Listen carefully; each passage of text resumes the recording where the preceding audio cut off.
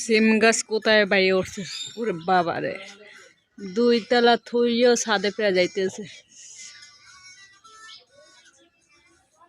আসসালামু আলাইকুম রহমতুল্লাহি ওয়া বারাকাতু। আমার প্রিয় ভাইয়েরা আপনারা কেমন আছেন? আশা করি সবাই ভালো আছেন। আলহামদুলিল্লাহ, আল্লাহর অসীম রহমতে আমিও ভালো আছি। তো প্রতিদিনের মতো চলে আসলাম নতুন একটি ভিডিও। আজকে ভিডিওটা শুরু করলাম আমার মামাতো ভাইদের বাড়ি থেকে। কই গেলা থুইয়া? এগুলো হচ্ছে জুড়ির জাল, ওই যে সবজি লাগানোর পর যে ঝুড়ি। আমার গ্রামে তো একটা মানুষের জাল বুনে নিয়ে গেছে। গ্রামটা কি আনে ইয়ে যাবে নি, জাইলে হবে নি।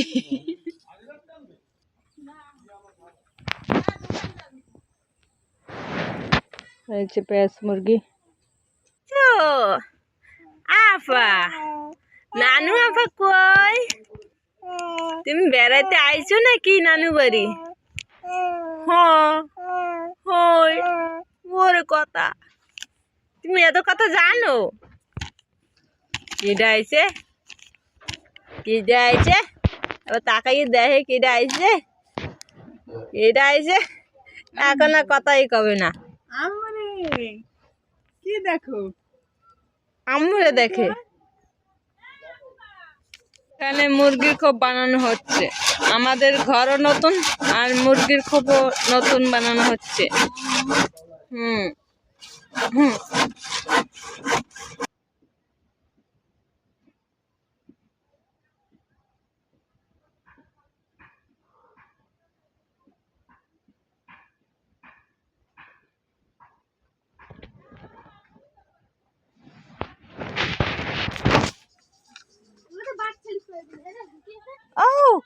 দর্শক কেমনে খেমছে দেখ।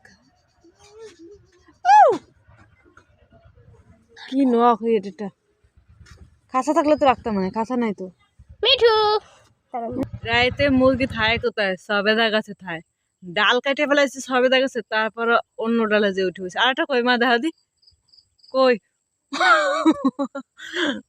ও সুবহানাল্লাহ, এই ঠান্ডার ভিতরে ওই রাইতে থাকে খুব থাকতে।